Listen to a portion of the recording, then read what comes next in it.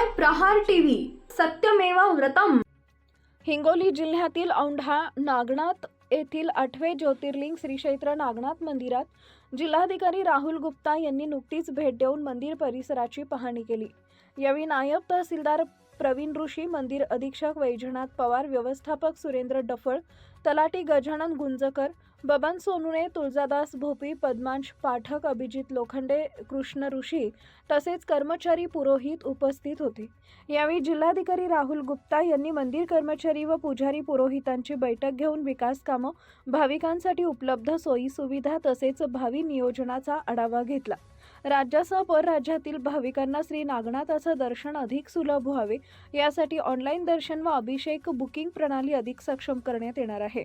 या संकेतस्थळावरून दर्शन आणि विविध अभिषेकांची बुकिंग करण्यात येणार आहे। ऑनलाईन बुकिंग केलेल्या भाविकांसाठी दर्शनासाठी स्वतंत्र रांग व्यवस्था राहणार आहे। अभिषेक बुकिंग केलेल्या भाविकांचा अभिषेक पुजारी पुरोहितांकडून चक्रीय पद्धतीने करण्यात येणार असून अभिषेकाच्या रकमा निश्चित करण्यात येणार आहे। भाविकाला मंदिरात आल्यानंतर अभिषेक करण्यासाठी ऑनलाईनच बुकिंग करणं बंधनकारक राहणार आहे। सर्व बुकिंग दिनविशेष व उपलब्ध वेळापत्रक ऑनलाईन स्वरूपात भाविकांना पाहता येणार आहे। याशिवाय मंदिर परिसर व देवतांची माहिती भाविकांना ऑनलाईन उपलब्ध करून देण्यात येणार असून स्वच्छतेवर विशेष भर देण्यात येणार आहे। पुढील काळात व्यापारी संकुल, वाहनतळ व्यवस्था, ज्योतिर्लिंग पार्क, संग्रहालय, हरिहर तलावावर लेझर साऊंड शो, अहिल्यादेवी पुतळा परिसर विकास आदी विकास कामं प्रस्तावित आहेत।